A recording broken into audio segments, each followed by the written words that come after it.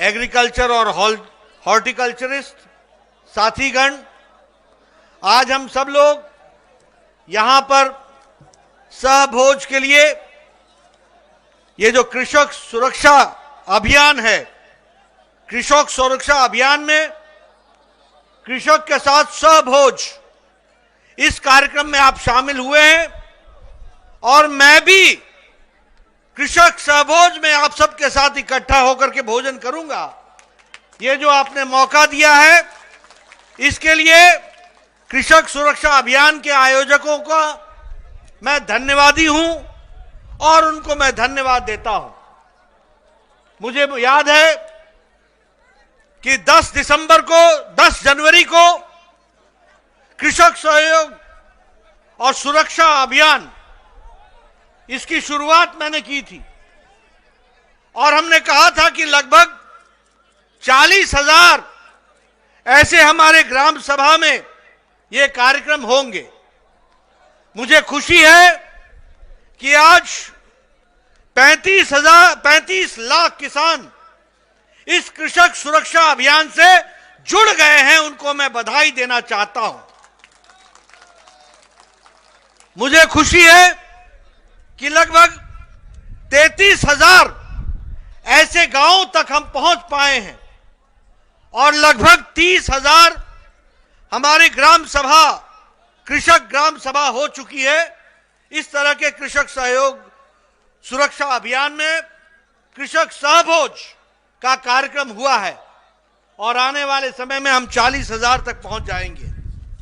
मित्रों, अगर मैं बात करूं तो पश्चिम बंगाल में ममता दीदी ने किसानों के साथ बहुत बड़ा अन्याय किया है, बहुत बड़ा अन्याय। प्रधानमंत्री जी ने किसान सम्मान निधि में एक साल में 2,000 की किश्त 3 बार, यानी 6,000 रुपए किसानों के सम्मान में, उनको दैनंदिन में खड़े होने में, उनको किसान की दृष्टि से बीज खरीदने में, अपनी मिट्टी को ठीक करने में और किसान अच्छे से खड़ा हो सके, इसके लिए सम्मान निधि देने का तय किया था। लेकिन ममता दी ने अपनी जिद में, अपने ईगो के कारण, अपने अभिमान के कारण मोदी जी के इस कार्यक्रम को बंगाल की धरती पर लागू नहीं होने दिया और इसके कारण हमारे बंगाल के 70 लाख से ज्यादा किसान वंचित रहे हैं और लगभग 14,000, क्योंकि 2 साल में 12,000 और ये जो पहली किश्त निकली तीसरे साल की, यानी 14,000 रुपए के सहयोग से वंचित रहा हमारा किसान। और आज जब बंगाल के किसानों में लगभग 25 लाख लोगों ने केंद्र सरकार को खुद अर्जी भेज दी, तो कहती हैं ममता जी की मैं भी प्रधानमंत्री किसान सम्मान निधि लागू करूंगी। ममता जी, चुनाव आ गए हैं, अब पछतावत होत क्या जब चिड़िया चुग गई खेत।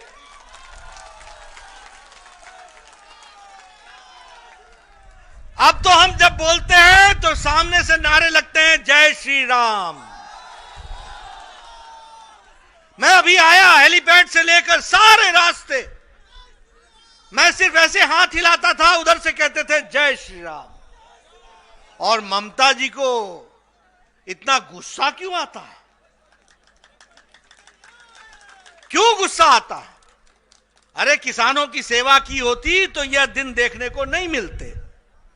उसी तरीके से आज हमारा किसान, हमारा गरीब, हमारा मजदूर, जो आर्थिक दृष्टि से उसको सहयोग मिलना चाहिए था, बंगाल 29 स्थान में 24वें स्थान पर खड़ा है। यह परिस्थिति लाकर के ममता जी ने खड़ी की है। यहां इरिगेशन की फैसिलिटी नहीं है, सिंचाई की व्यवस्था नहीं है, यहां स्टोरेज, अनाज को रखने की व्यवस्था नहीं है। प्रधानमंत्री जी ने आत्मनिर्भर भारत में 1 लाख करोड़ रुपए दिया है ताकि किसान अपने बारे में विकास के लिए खुद सोच सके और आगे बढ़े। मेरा आपसे निवेदन है, अभी चुनाव होगा, ममता जी को टाटा, उनको नमस्ते।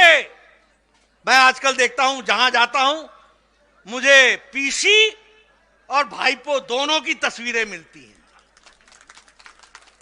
पीसी और भाईपो दोनों की तस्वीरें, हर कोई हाथ जोड़ के खड़ा है, हर कोई हाथ जोड़ के खड़ा है, उनके पोस्टर मिलते हैं। ममता जी, बंगाल की जनता ने आपको नमस्ते करने का तय कर लिया है, यह बात आप समझ लीजिए। भाईपो को नमस्ते करने का तय कर लिया है। बोल चाल चोर, चाल चोर कौन है? बोलो त्रिपाल चोर कौन है? कौन है त्रिपाल चोर?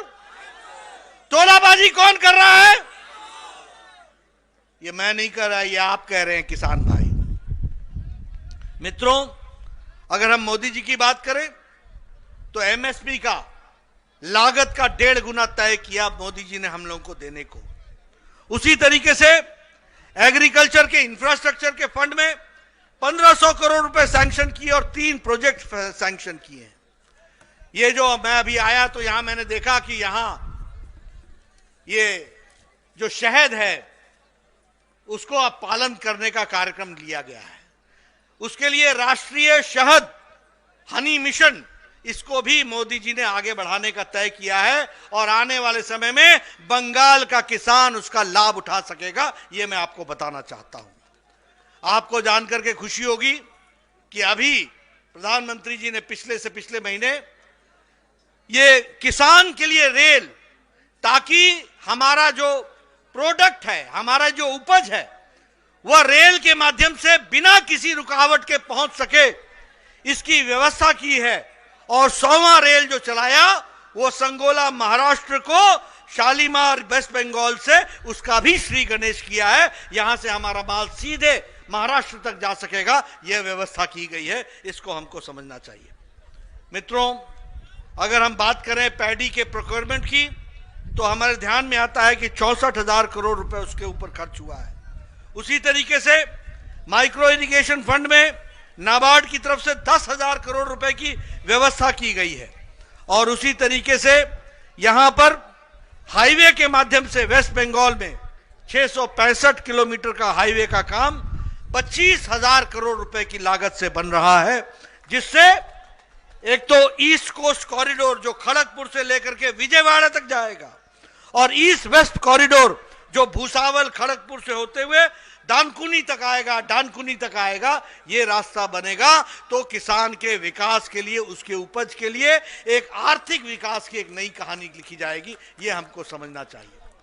मित्रों, हम सब लोग अभी सहभोग में आपके साथ शामिल होंगे। मुझे मालूम है कि आप लोग सहभोज के लिए बैठ गए, मेरा इंतजार कर रहे हैं। मैं अभी आप लोगों के साथ शामिल होऊंगा, लेकिन आपको मैं प्रण दिलाता हूं और प्रण करता हूं कि मोदी जी के आशीर्वाद से और उनके ऊपर आप आशीर्वाद देंगे, आप बंगाल में कमल खिलाएंगे और उसके बाद बंगाल का विकास पूरी तरीके से होगा, किसानों का विकास होगा। इस बात को हम समझना चाहते हैं। आप सब लोगों ने जो गर्मजोशी दिखाई है, मैं चाहूंगा कि कैमरा वाले दिखाएं किस तरीके का हर्षोल्लास यहां देखने को मिल रहा है, किस तरीके से लोगों ने, किसानों ने मेहनत से अपने स्टॉल लगाए हैं। उनका मेहनत बर्बाद नहीं जाएगी, उसको मोदी जी कामयाब करेंगे, कमल खिलेगा, वेस्ट बंगाल का, पश्चिम बंगाल का विकास होगा, किसान का विकास होगा, यह मैं आपको बताना चाहता हूं। मैं आपका ज्यादा समय न लेता हुआ पुनः आपसे आग्रह करता हूं, यही जोश बना रहे और हम सब लोग आगे बढ़े। इन्हीं शब्दों के साथ बहुत बहुत धन्यवाद।